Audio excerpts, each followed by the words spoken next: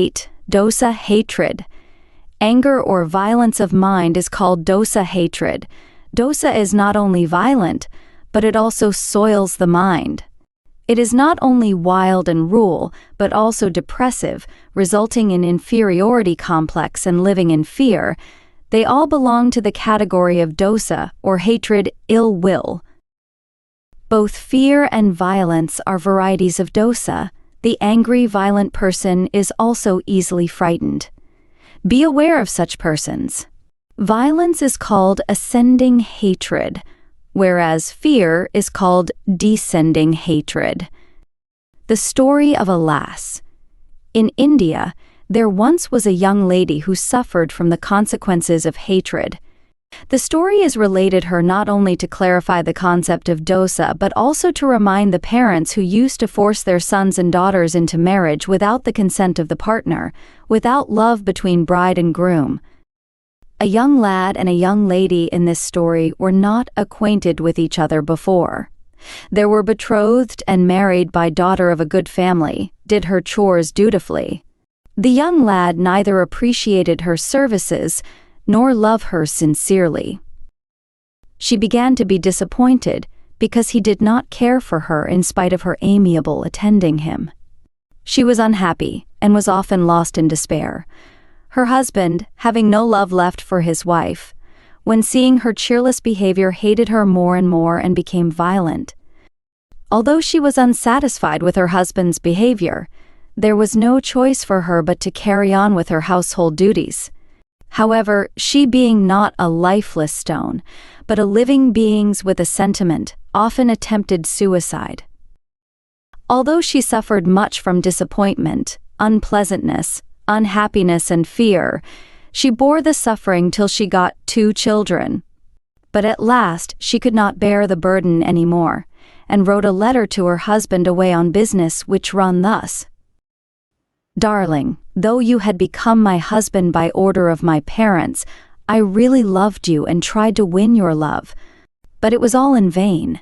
I was accused of cheating and concealing my faults, and I was so disappointed that I often tried to resort to suicide, but it was a failure because of my children. Anyhow, it is of no use to live any more. After writing the letter, I will take my life and my children's by eating poisoned food." Having read this letter, the husband reflected over her goodwill, returned home quickly, only to find 3 dead bodies.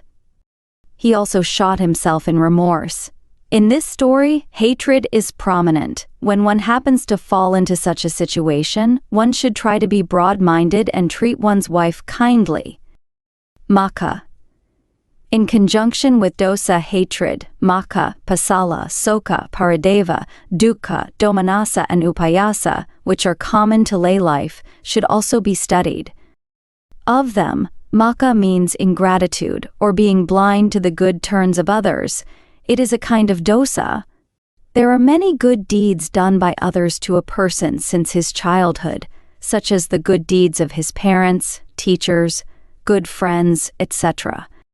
If he does not regard the good deeds as so, and does not thank them, and is ungrateful to them, saying, "No good deed have they done to me, I need not be grateful to them," and becomes blind to them, this is maka. Some people are not only blind to the benevolence of their benefactors, but also do wrong to them. They are called mitadubhi, the wicked who have done wrong to their friends. Gratitude is similar to a debt, a deferred payment. Although you cannot yet return benevolence to them, you should regard your benefactor as benefactors. When you get a chance to repay the gratitude, you should do so with all your heart. Dhamma. If you take shelter under S tree, don't break its boughs and branches.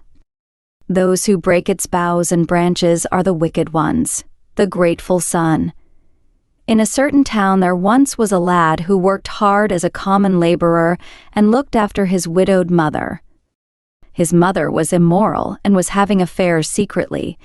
His friends who knew about the mother pity for the lad disclosed the affair to him. However, he said, "Let my mother be happy. Whatever she does, I shall attend to her." Good sons and daughter are as rare as good parents. Note: in this story, the immorality of his mother is her burden.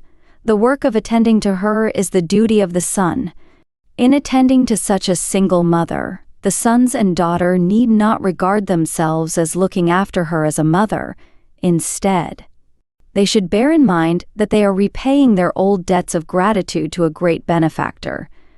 Therefore, every good man or woman who wishes to gain benefit in the present and next existences throughout samsara should try to repay the gratitude to great benefactors. The bodhisattva, when he was an elephant, used to repay the gratitude of his mother elephant. A white elephant looking after his blind elephant was captured by the king. He refused to take food in protest, told the king about his mother, and was released. Palasa, ill will. Palasa is a kind of dosa, ill will, which competes with superiors. A person cannot tolerate who are superior to him in morality, concentration, knowledge, wealth, beauty, or civility, so he competes with them, saying, "What's the difference between him and me?" This he says in spite of knowing that they are better than him. But if he is sincerely mistaken that he has such qualities in him and competes with others, it cannot be called palasa. Soka, sorrow. Soka means sorrow, domanassa vedana, mental factor of suffering, which will be discussed later on. The state of being unhappy on coming across unpleasant incidents is called soka, sorrow. Wherever sorrows appears, hatred will also accompany it. Therefore, sorrow should also be understood in conjunction with hatred. Sorrow arises frequently in the hearts of people nowadays.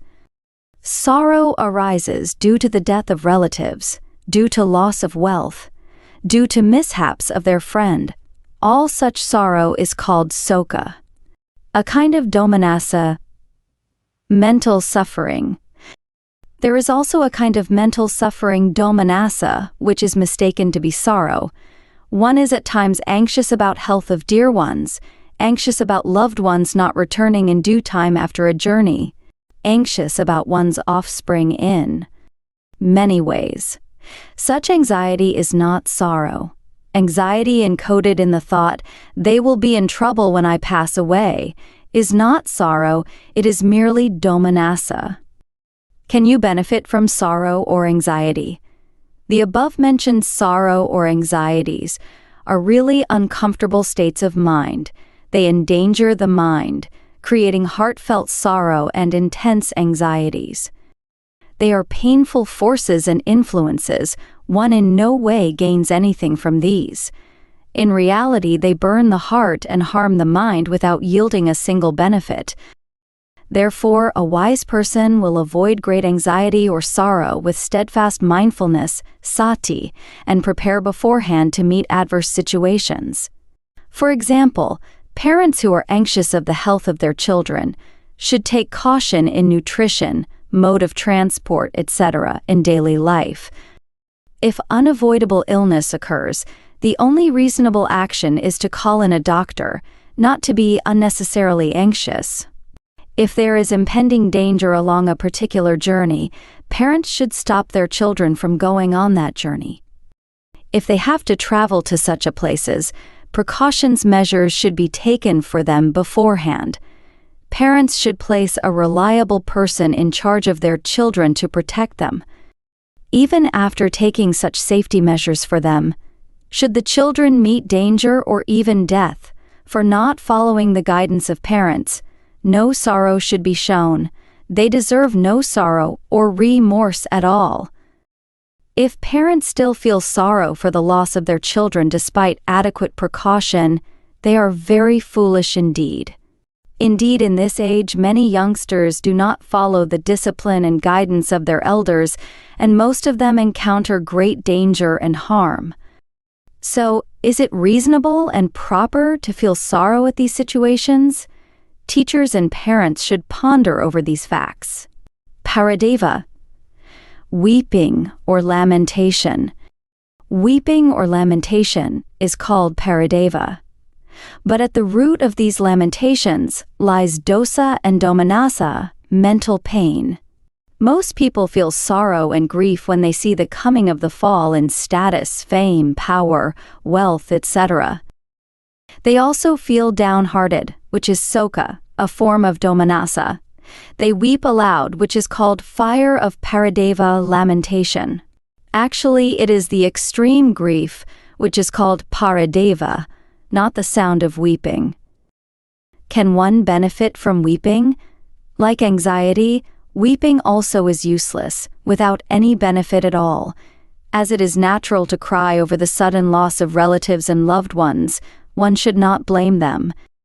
Even the Venerable Ananda wept aloud when the Buddha passed into Nibbana. But today, quite a number of people are seen to weep aloud and show extreme distress to attract pity of others. When one hears melancholic crying and grief, one also becomes sorrowful, and all happiness fades. So, seeing the impact of grief and loud crying on others, one should not do so. Loud weeping, in fact, displays one's lack of self-control. Therefore, even if people lament being overcome by grief, they should exercise self-control and try to wipe out the tears quickly. And people can conquer lament by taking the examples of noble persons who can restrain their intense grief and severe losses. And people can get consolation by means of wise remorse, samvega, with a sense of weariness in the sufferings one is faced with. How the Bodhisattva consoled himself. In one of their previous existences, the Bodhisattva and his spouse, the Yashodhara to-be, after renouncing their immense wealth, become hermits and dwelled in a forest. The hermitess was very adorable, and her cheerful appearance won respect and admiration from all who saw her. After some time in the forest, she became weak and ill because she had to eat raw fruits and alms food instead of the tasty dishes she used to relish as a laywoman. She suffered from dysentery and was feeling very weak. The Bodhisattva helped her along till they came to the city gate. She was gently made to take rest in the roadside shed while the Bodhisattva went into the city for alms food. She died before hermit returned from the alms round. When the townspeople saw the corpse in the roadside shed, they all lamented at her sudden demise, though they were no relatives of hers. They then prepared to perform funeral rites. At that time, the Bodhisattva hermit returned from alms round and saw the great and sudden loss. Instead of showing intense grief and weeping aloud, he just sat near his wife's corpse and ate his morning meal. He was calm and composed, while others shed tears and wailed. After his meal, he preached them a suitable discourse to extinguish the fire of Paradeva burning fiercely in them. Malika, wife of the great general. Another interesting story is about General Bandula and his wife Malika. This couple, during the reign of King Kosala, had 16 twin, 32 sons. These sons, together with their followers, used to come to the palace for royal audience. Seeing the numerous followers, some minister got envious and told the kind made-up stories. They falsely informed the king that Bandula and his sons would one day conspire against the king, who, lacking due intelligence and wisdom, believed in the slanders. So he ordered his men to trick Bandula and sons into a house and burn them alive. The king's men killed them all by setting the house ablaze.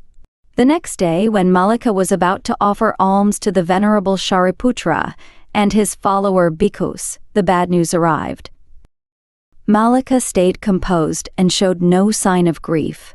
Instead, the loss was really great, but she did not suffer from lament at all and carried on with her meritorious deed.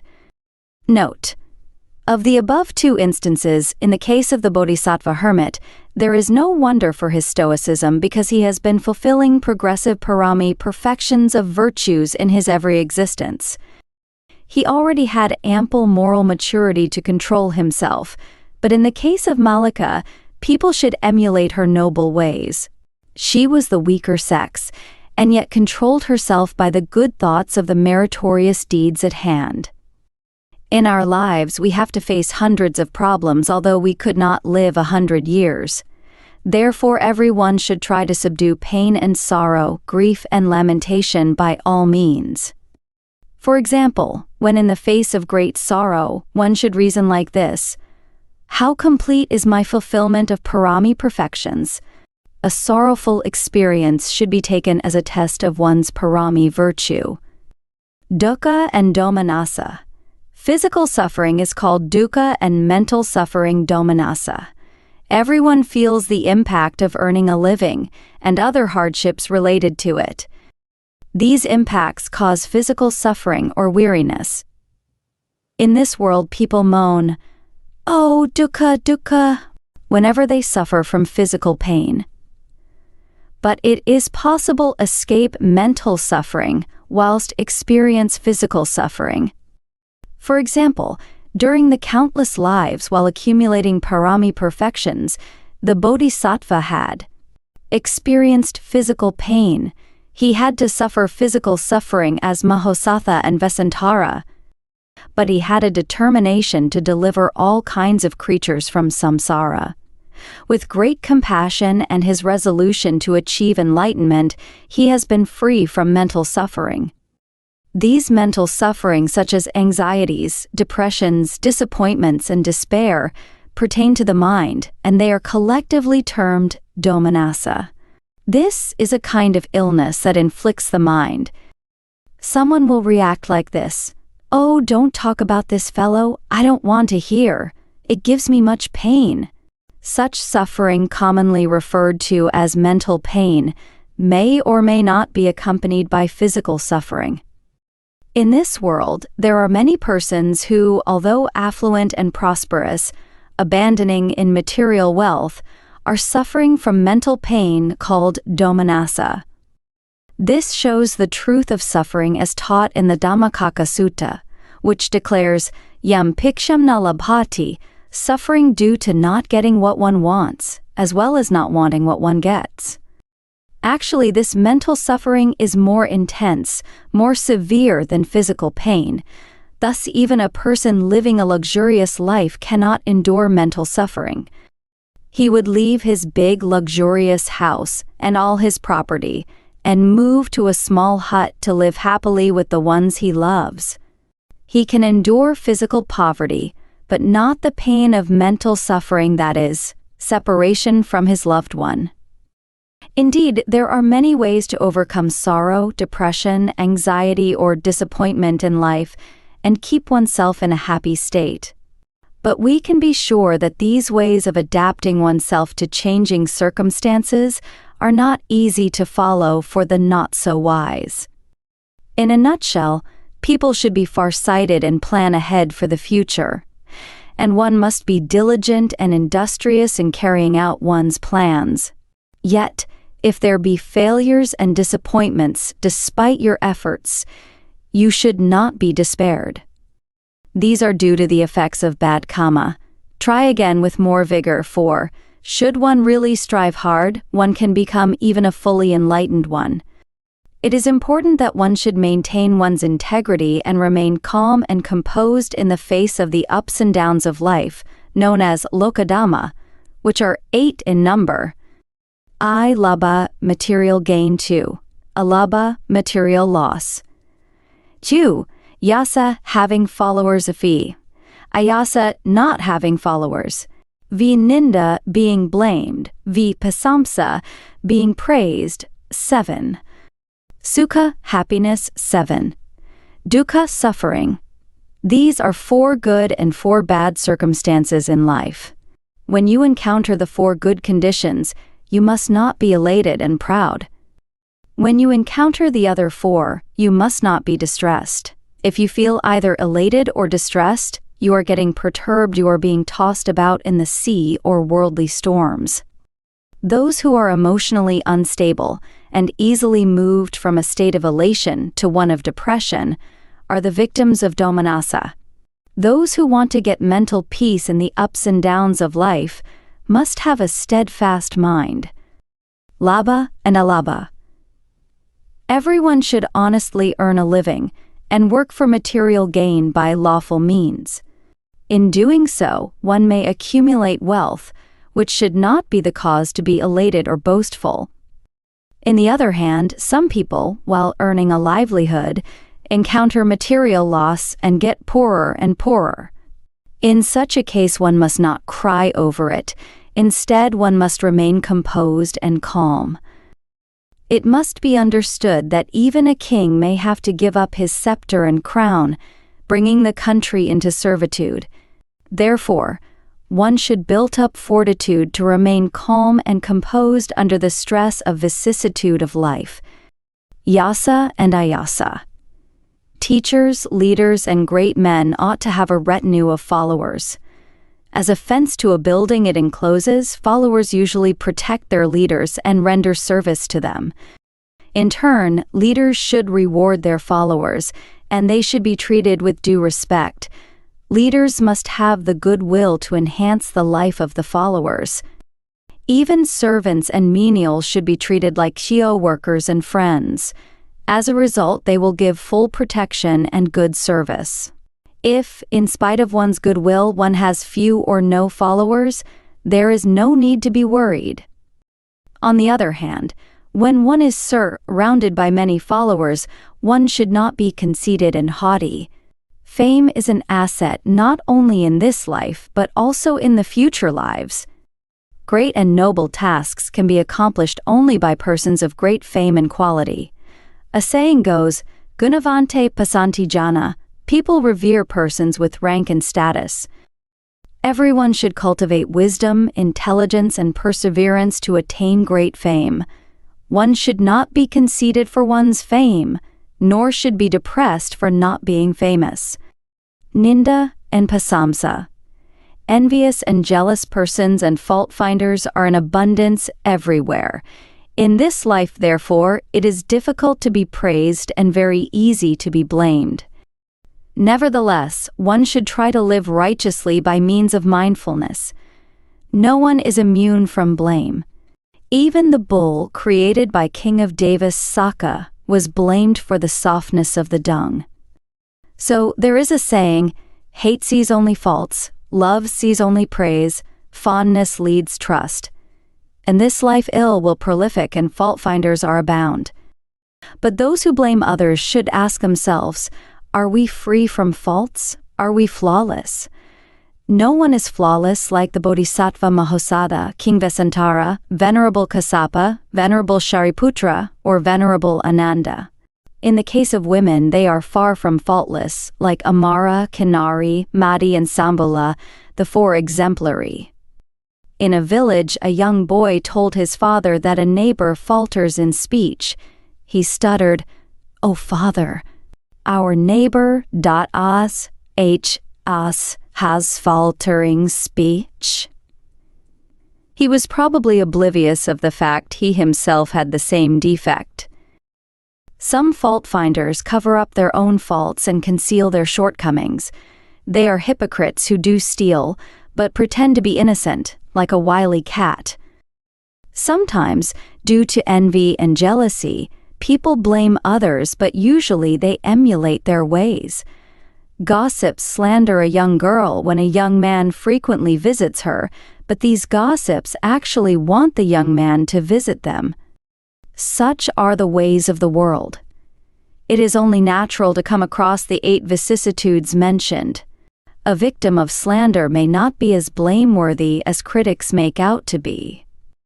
Sometimes a trivial fault may be exaggerated, so it is the best to appraise one's fault by oneself in the light or moral fear atapa, and moral shame hiri. Those who are afraid of ghosts dare not go into the dark. When they do, they might see a tree stump and yell, "Ghost! Ghost!" Since their mind entertains the fear of ghosts constantly, they imagine that ghosts are chasing them. Some people are too much preoccupied with the possible onset of blame, so much so that fear plays a dominant part in their lives. In the Samyutta Pali, the Buddha said, "One who is too overcome by fear is like a deer that startles and takes flight at the slightest sound." They are timid, the faint-hearted, the irresolute. People too overcome by fear have nothing to gain. They only encourage critics and fault-finders. The timid make easy prey for fault-finders. On the other hand, criticisms, comments, and condemnations are in a way signs of fame. Nobody cares to talk of little-known persons. People take notice of only the prominent. For example, the tallest tree is the most subject to the impact of strong winds. As you soar higher and higher in society, you are more and more liable to face the 8 Lokadhamma vicissitudes. Therefore, you should be indifferent to them, bearing in mind that such things are signs of your fame and success. Just ask yourself, how steadfast am I? Only then you will be able to withstand unjust condemnations and false comments with equanimity. And you must try to live a faultless life. Just as you ought to be indifferent to blame, you should also be unmoved in the face of praise. You should not be elated by praise. You must be aware that benefits are the fruits of good works or good deeds. Continue to nurture loving kindness, metta, and share merits thus. May others receive recognition like me. May they enjoy praises like me. Summing up, among the 8 worldly circumstances, 4 are desirable and other undesirable. Since time immemorial, all sentient beings had done good and bad deeds in countless past lives, and so they all will have good and bad effects, or ups and downs, in this life. Situations desirable and undesirable are periodic phases of life. Unflinchingly, try to withstand the ups and downs and sail across the ocean of samsara through storms and winds towards the peaceful shore of nibbana, where all sufferings cease to exist. For example, captains of ocean-going vessels cannot always expect calm and smooth seas in their voyages. They are bound to encounter rough seas, turbulent winds and storms, or rolling waves that may even endanger their ships. Under such circumstances, skillful captains use their intelligence and industry to steer their ships through perilous seas and storms to drop anchor at a safe haven. Katata nanakamanam itanitepi agate yoniso titam sandaya tareya naviko yatha.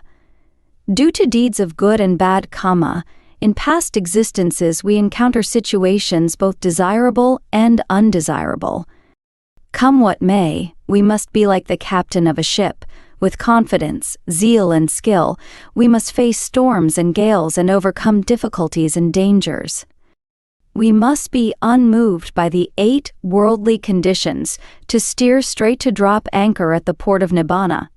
Maxim: it is natural for everyone to face the 8 worldly conditions. We should try to practice mental concentration and nurture a stoical mind. Upayasa: intense anger. When one comes across mental losses, death of loved ones, downfalls or failures, these arise as intense anger. Upayasa. It means extreme wrath. Ordinary anger leads to violence or even killing, while upayasa gives you superlative anxiety and ire. The flame of anxiety and fury in the heart will boil the blood circulating in the body.